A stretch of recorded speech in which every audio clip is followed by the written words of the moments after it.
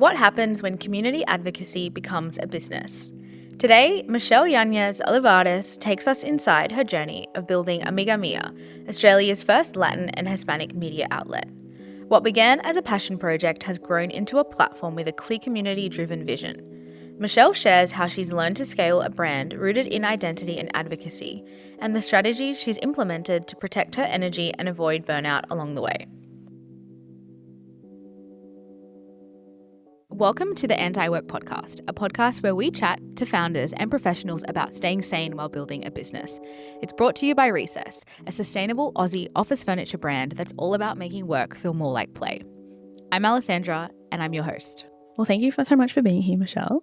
Thank you so much for having me. I'm really excited to talk about Amiga Mia and your journey into kind of how you've ended up here today. Since Recess is all about making work feel like play, we like to ask a couple fun questions at the beginning, just as a bit of an icebreaker.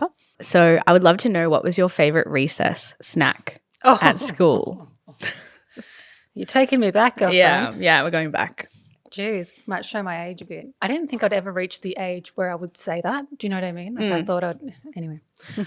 Recess snack for me, a go-to was always, I was never the person to have like tiny teddies or anything like that. I was always an apple kind of fruit person, but I never ate it. And then I had little pocket change and I'd go to the canteen and buy a snake. That was my vibe. Oh, actually, I had these little packets of popcorn. Like you'd get the big ones and there'd be all these little baby-sized popcorn bags, and they were never the nice ones, but I would just eat it anyway. Yeah.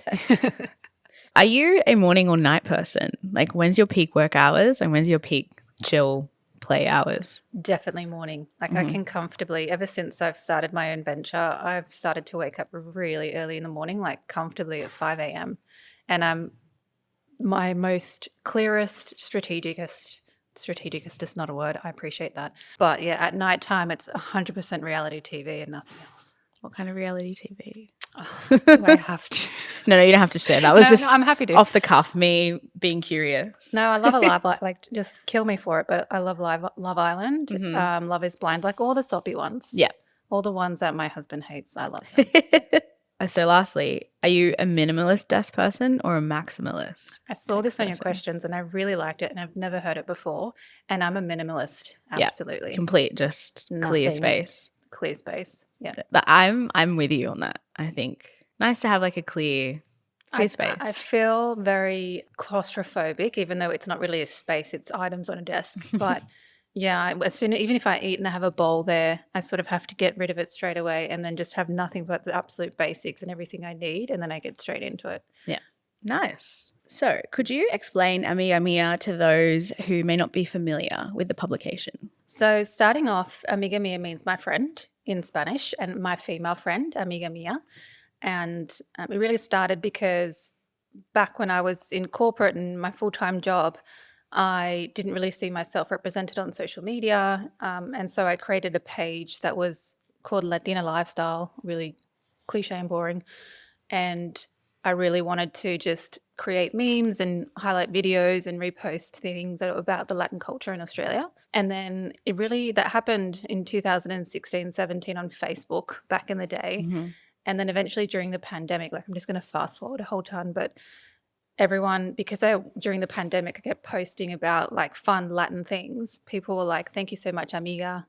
So thank you so much, my friend. Gracias, amiga. And so then I thought, okay, you know what? I'm going to embody what I'm representing to the community, and I'm going to call myself Amiga Mia. And that was the name behind it. And it really started as a social media account on Facebook, and then later Instagram and TikTok, and then it moved into having providing services such as content creation, moved into events. So I've done some pretty large scale events, moved into partnerships with Sydney Comedy Festival and other brands. And now it's the first year of turning into a digital publication. Mm-hmm. Yeah, and that's just covering stories and just different cultural elements of the Latin culture in Australia. Awesome. So I guess you said you sort of started as like a social media kind of page. Did you ever like envision it to become what it is now? Like when you started it, or what? I don't think so, because it was just for the lols. Like I would just travel, like we all love a good Sydney commute story, right? Mm-hmm. I lived in the hills, and it took an hour to get into the city. And so on the bus, I would just how it started was I would look at memes and be like, ha, lol, lol, lol, lol, lol, I'll post that one, lol, lol, lol, okay, I'll post that one, definitely not, lol, not funny. And then eventually, because I was sharing that to so many people, I was like, let me just create an account. So instead of sending it to everyone, I would just say, hey, just follow this account. And it kind of just stayed in that way in my brain. Like I never at that point thought this is going to get any bigger than what it is. I just made incremental changes throughout. Like I never said no. I never put a barrier to myself. I was like, whatever happens, happens. And it's sort of just evolved. Walk me through what it was like at the early days when you were in this career and then this account is sort of growing.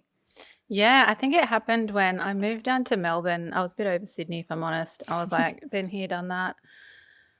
So I got a job leading a contact center in Melbourne, and it was a mad gig. Like I felt really, I don't even know how, like I felt really accomplished in that role because I had a team of about, 200 across New Zealand, the Philippines, Sydney, and we had sales and support and technical and knowledge base, and I was, in all the great meetings, and I really felt like I was like, I'm in this role, and I was in my 20s, and Melbourne gave me that opportunity, which Sydney, I worked for a previous, I'm not going to say who, where, but a previous org, and, I felt like I've just kind of reached the limit. So I'm the kind of person like I work to reach the next point. I fully appreciate that's not for everyone. Some people work and they're happy like that, but I work to get to the next level.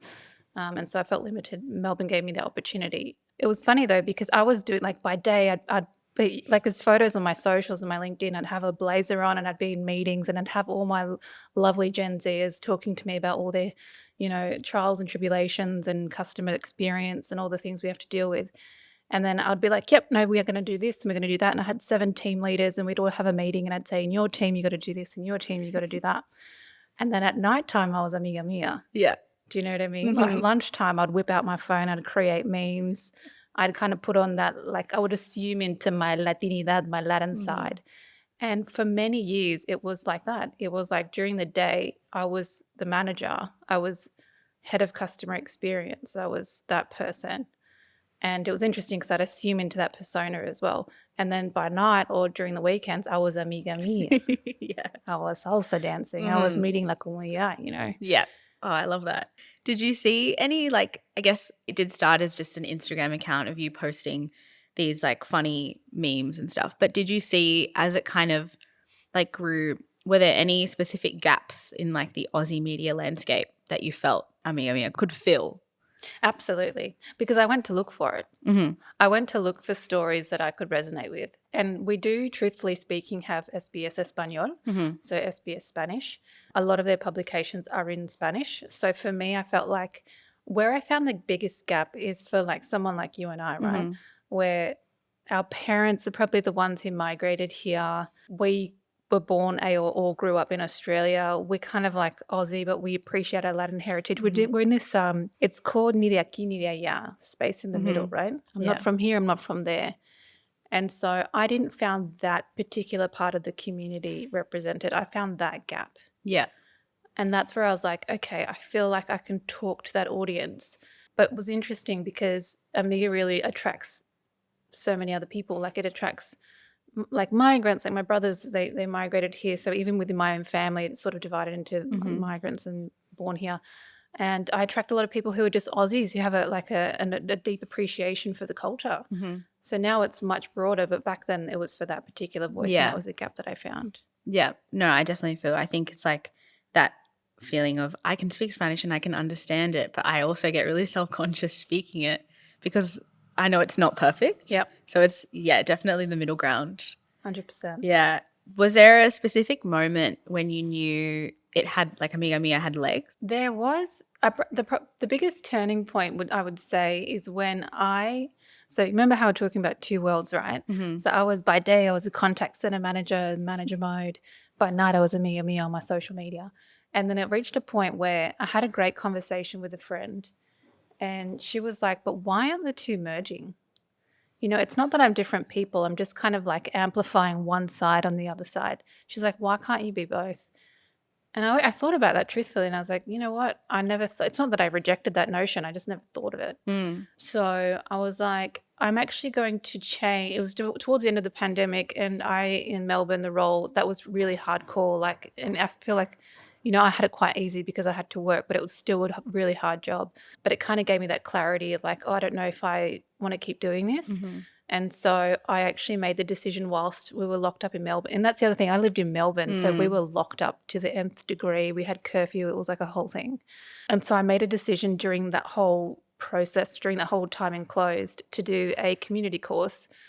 It was the first ever course, I think, in the Southern Hemisphere to teach people how to be a community builder and strategist in the tech space. And I was like, I can do this. Like, fuck it, I can do it. And so I did it. I joined it. It was a couple $1,000s. It was an intense course. There was other people there who were kind of going through a similar journey. And that was the first step and the pivotal point where I was like, I'm doing this career move because it's going to lead me into something that's going to better improve Amiga Mia. And that's when I was like, if I can disrupt my work life for that, that tells me that it's got legs to a degree and I can build on it.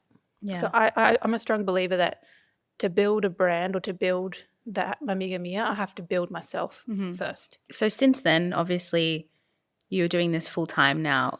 What's kind of the structure? I'm curious. Do you have a team? Do you work by yourself? What does that look like now? So now, like previously, if I did events, I would do two different things. I'd either employ, like I'd contract people and I'd pay them, or I'd seek for volunteers. But now it is, so about a year and a half ago, I went full time. Like I just resigned my job. I didn't go cold turkey because I kind of went 4 days. And then after 4 days, I went cold turkey and I just resigned. Now what I do is a combination of contracting. So I don't have any team. It's just myself, but I'm big on contracting. So if I need a videographer, a graphic designer, or a couple of different things, I'll just contract them on a project basis. I do have a ton of people who do say at the minute that I become more like a company with a bit of more structure and depth into it, they'd like to join, because who wouldn't want to work for a company that kind of aligns and represents you? So that is the vision. The vision is this year is to move into a company. And then next year, hopefully, to have the first employee. Awesome. Yeah. That was exciting. Did you always imagine that you would be doing something like this? Like when you were a child, did you always imagine that you would be building a business? Or like, did you see yourself starting something? Girl, damn, with your questions. That's a lot of questions in one. I like them. But I just think I about like them. myself. Like when I was a kid, I used to wear this shirt that said future fashion designer. And I was like walking around like my abuela's house, like looking at her clothes, even though I don't have an interest in fashion like that anymore.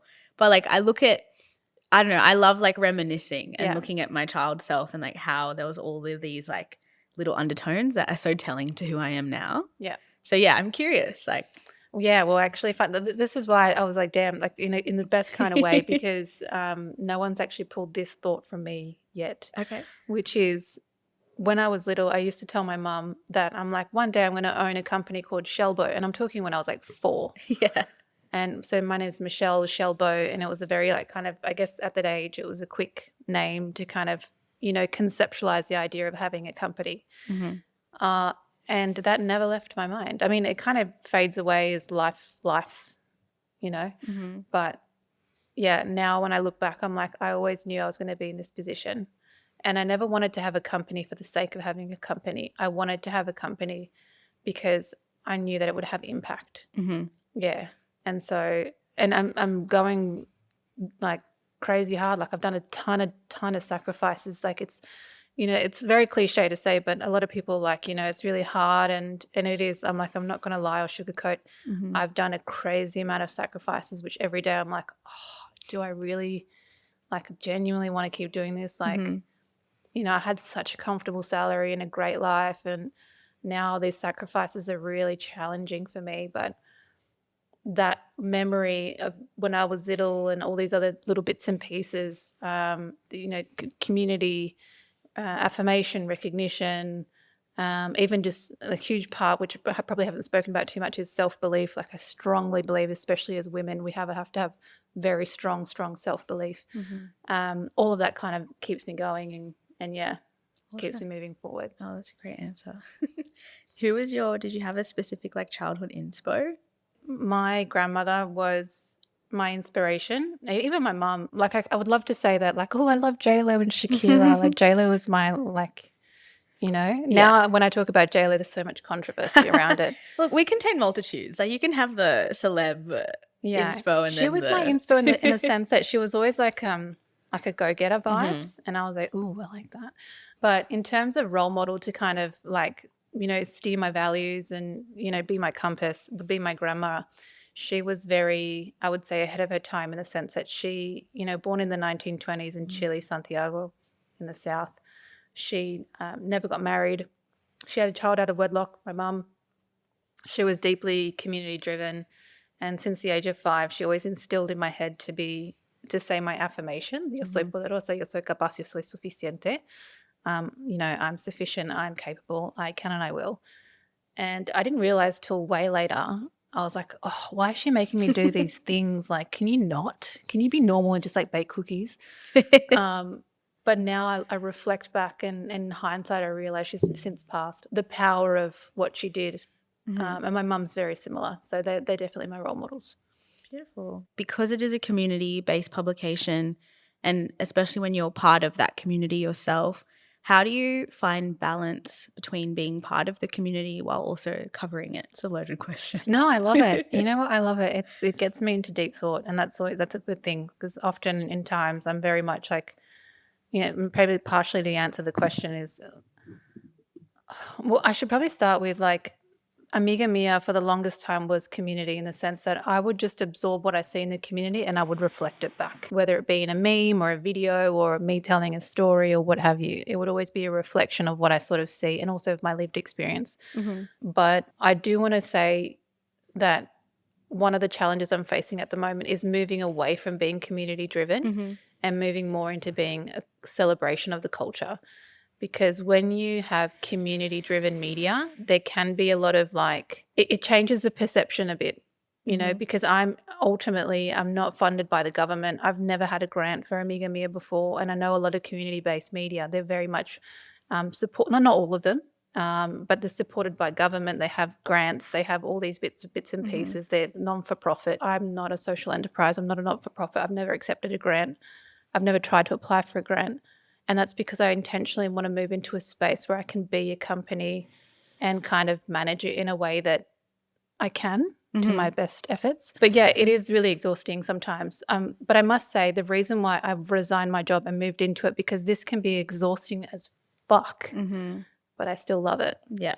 And that's the thing. Like, and again, moving into that cliche space of like, if you really love what you're doing, you'll lose a ton of money, you'll lose a ton of time, you'll make big sacrifices, but ultimately, if you love what you do, you will see the beauty in what you're doing and you'll keep doing it. How do you draw the line between how you show up, like for your community, and when to draw the line for your own mental health? I laugh because I'm like, it's facts. Like it's facts. It's actually something I'm going through right now, where when I was like community based, right, and I had my full-time job and I could pay for whatever, like all the events that I've ever hosted, I would pay out of my own pocket. And if I did generate a ticket, it was like, it would cover like, I don't know, an eighth of the payment just to kind of recoup something. But I was always, and actually there's two out of the 8 events that I've done, and I'm not too sure of the number, I've actually ended up in a deficit. But I guess the balance is now, especially moving from community-based, it is saying, well, how can I actually put some boundaries? And I'll give you one example. With Amiga Mia, a lot of people will say, hey, Amiga, can you come to this event? Can you come to that event? I'll give you a free ticket. Even this past weekend, I had a ton of people saying, Amiga, I've got an event. I would love for you to come. I'm going to give you a free ticket, and you and a friend. And then sometimes they even put this twist on it, which is like, I really hope to see you there. Yeah. And I'm never going to look at it in a negative way, because I'm like, the fact that you even think of me and you want me to be there, I respect that so much. But I can appreciate the words that are being used. Previous me would be like, oh, this is great. Like 100%, I can go pay for the parking and pay for my food when I get there and pay for a nice outfit and pay for everything. And I'm going to get there and I'm going to attend, and absolutely. Do you know what I mean? Whereas now I don't have a full-time job to pay for all the things. So I actually have to put barriers in place and say, sorry, I actually genuinely feel guilty because they're like, hey, can you please come to my launch event for X, Y, and Z reason? And I genuinely am like, damn, thank you. Like I genuinely want to go, but I can't because first of all, there's so many on at the moment. I need to protect my energy because I've got a ton of shit behind the scenes that people don't realize. Like I'm forever studying. I have a husband. And he's not involved in the community, not because he doesn't want to be, but because he's got his own hobbies and things. And I want to show some interest in what he's doing. Running the business itself is fucking hard. And so showing up to events, I have to now be selective. And so that's one of the areas where, well, A, I have to be selective because of all of that, but B, also because I don't have the funds anymore from my full-time job to, again, like I said, pay for parking or go there and, maybe contribute and buy one of their small business products or go there and buy a little bit of food. And people always say, oh, don't worry, just catch a bus. And sometimes I've genuinely had moments, genuinely speaking. Oh, it's rough to even say this. I've genuinely had moments where people are like, just come to this community event. It's for free. Like, just show your face. And I'm like, okay. And then I'll go there and I'm like, fuck, I don't even have enough money to catch the freaking train. Do you know what I mean? But I'm never going to say that to them because it's not their fault. This is my decision. And so more recently I've had to put pretty boundaries in place to say old Michelle that was community driven and had a full-time job could do all of that. New Michelle who's running a business and has to take care of my energy and dedicate my time where it needs to be dedicated to. And also I can't go in debt.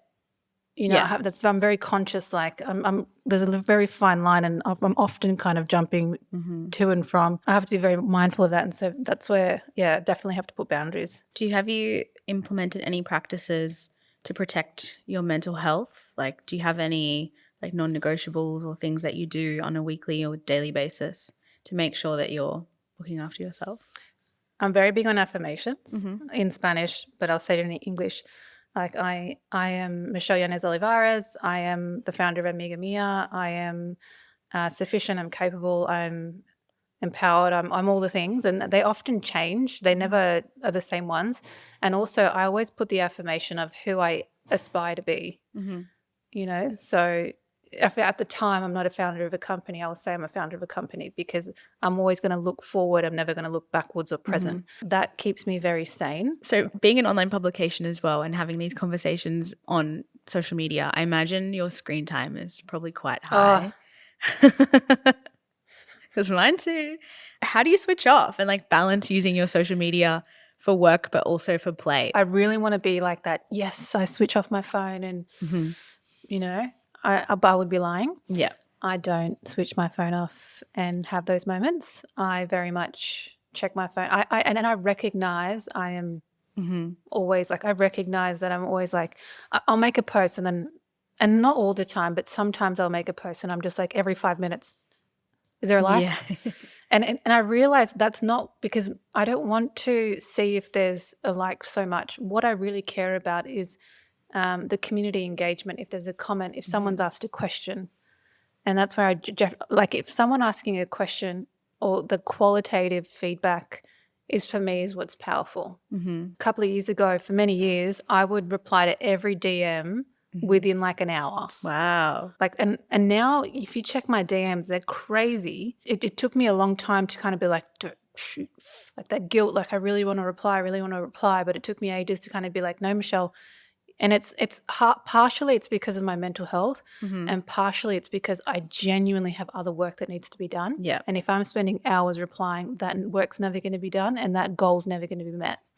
I will always wonder, like, is that just a reality now of like, because also me working in marketing and social media, like I'm never switching off, like I just wonder, is that just the future of like being online or having like an online presence? Like, will we ever truly be able to? I'd like to think we are. I'm an optimist in the sense that I would really like to think that this is just a really intense phase and that we will eventually find balance. And the way I thought about it once was like, if I was to ever have children and I saw them with their phone the way that I'm with my phone, would I be happy about it? And I don't think I would be, but I'm not a parent and I can't speak to that.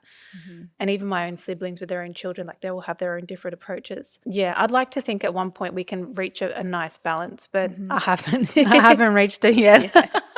Well, maybe in the future, that goes in a really good segue, the future of Amiga Mia and moving forward. What does the future of your company look like? Maybe the future will allow you to take a bit of time back for yourself and not have such a high screen time. Yeah, well, I've got a mentor, and the first thing that I've got a couple of different mentors, but one of my mentors is like, you really need to just not be on socials. Mm-hmm.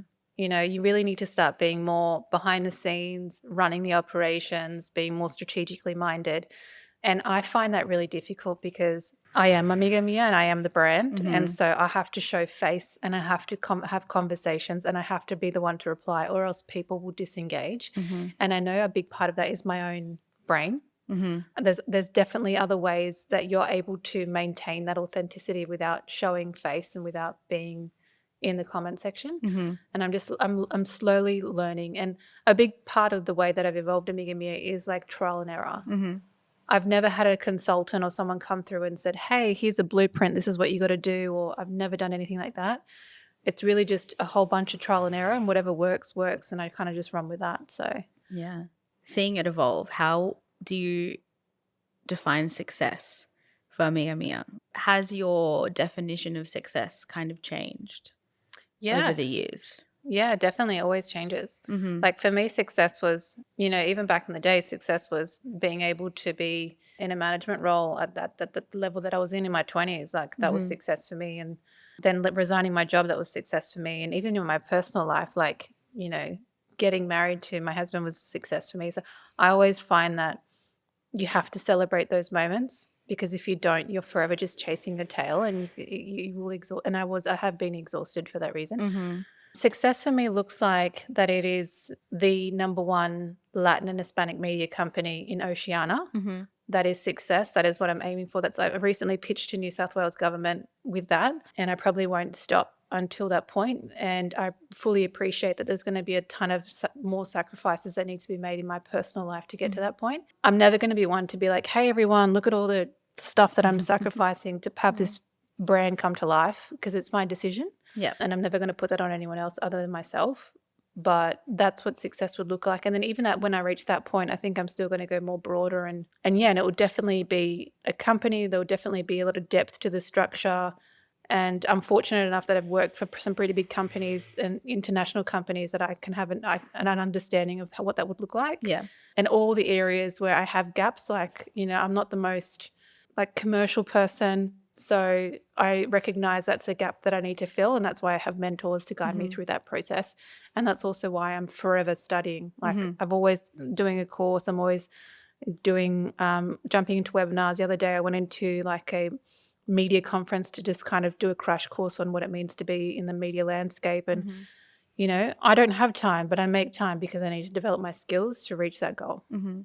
Do you always see yourself as the owner of Amiga Mia? Like, do you see, I guess some founders start companies with the idea of selling them in the future, scaling them and selling them. But obviously this Amiga Mia is a lot more personal to you, and I guess being part of that community. Do you always see yourself owning this company? It's a great question. I saw this and it made me think of, so for the longest time my answer was like, hell no, because it is very, like, a lot of people like, oh, don't take it personal, like, and I'm like, this is fucking personal for me. Do you know what I mean? Like, this Amiga Mia is a reflection of my whole experience of every interaction I've had in this community, every conversation I've had. It's deeply personal. But then one of my mentors who kind of like, there's a couple of different mentors that I've met recently that kind of get you to zoom out as a business owner, and they go, you can still hold that legacy but not run the business and not even be a part, like you can still be a stakeholder in the business, but you don't have to run it or be the owner of it. And that made me change my thinking. So you would have asked me a year ago and before that, I would have said, hell no. You asked me now, I'm more open to it. I'm not saying it's like a hard yes. It's just, I'm just a lot more open to the idea. Yeah, it's a process. It's a process as well. And I guess you, especially with a media brand, you could never predict like where it will be in 2 years, 5 years, like the nature of the internet, really. Yeah. You never know. Like I always find this, like you might post something thinking, oh, this is going to blow up, and then it doesn't. And then you post something being like, oh, I don't know about this, I'll post it anyway. And then that's the post. The story of my life, like, girlfriend. You know, so hard to say. But to conclude, I would love to know, do you have any advice for anyone who's interested in starting a media brand or building kind of something online in the way that you have? I'm very new myself to the media landscape, but more speaking about an online presence and online brand, I would say the more that you authentically show up, like if it's a brand and it's authentic as possible, then I think that it will just come a lot easier as opposed to trying to fabricate something like what you think people want. I also would say that I think there's a huge opportunity to kind of lean more into speaking to, like there's a lot more niche-based media, niche-based communities. So what I've noticed is there's a lot of people moving away from sort of this mass media, mass content consumptions from the big brands, from the big influencers, from the big news media outlets, and it's moving more into these niche groups, niche communities, niche publications.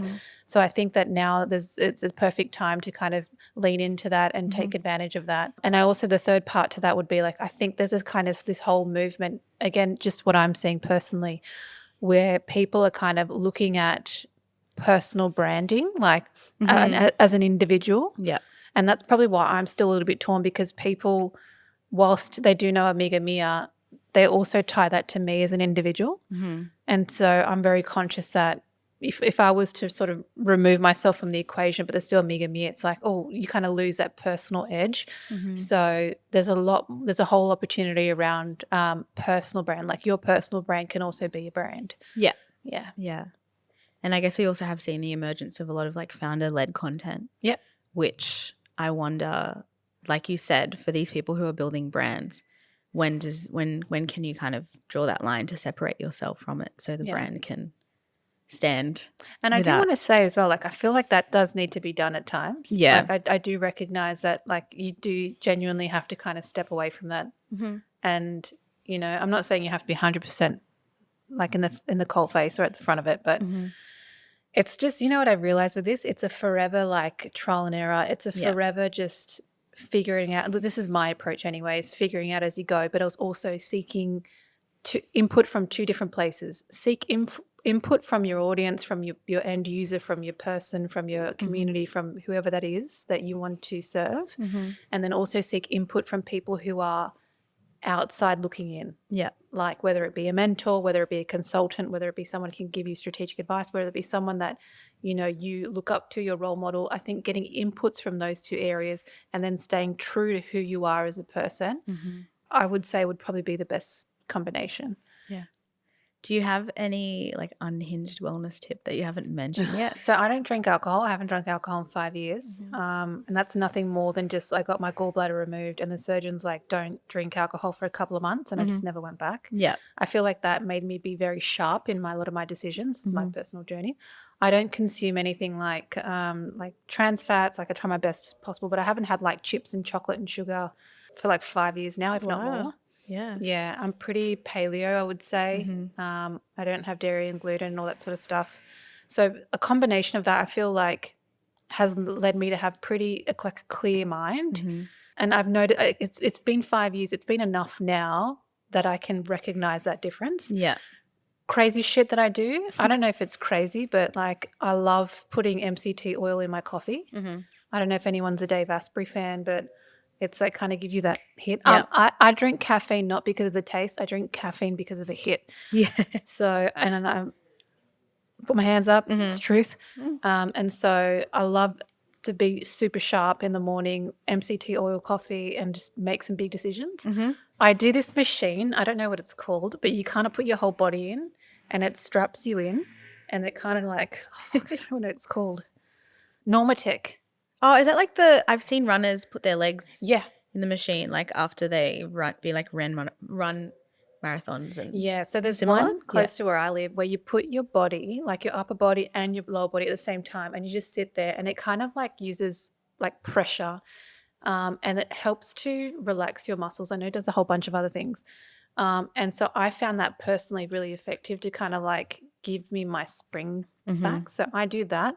Then I have a sauna, a really, really hot infrared sauna. And then when I come out of that, I feel like I'm a big new person. So prior to me resigning a year ago, I was really, really big on all of that. Like, and once I get to probably a better financial position, I'm going to move straight back into that. Mm-hmm. Do you know what I mean? Like Yeah. now I'm just having a bit of a moment where it's like I need to make investments in other areas. Yeah. But I'm really big on, like, I need to feel a certain way and look a certain way to feel good about myself. Yeah.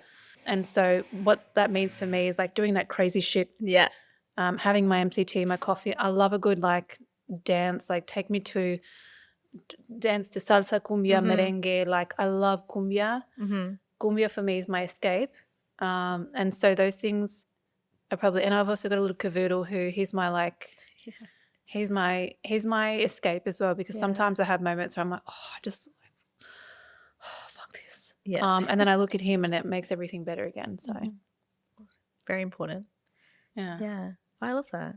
That's awesome. It's like really insightful to hear. Lastly, we'd just love for our listeners, where can they find you? Soy_Amiga Mia on all the socials would probably be the best option. I tried my best to make sure like all of them are the same, you know, Yeah. Soy_Amiga Mia. And for those who don't know, soy means I am in Spanish. That's why you might find that joke that soy milk in Spanish is I am milk. And then on my website, it's www.amigamia.com.au. I also do have LinkedIn. I often post there more about like the behind the scenes, what I do in terms of a development point of view, or if I'm pitching to someone or that kind of stuff.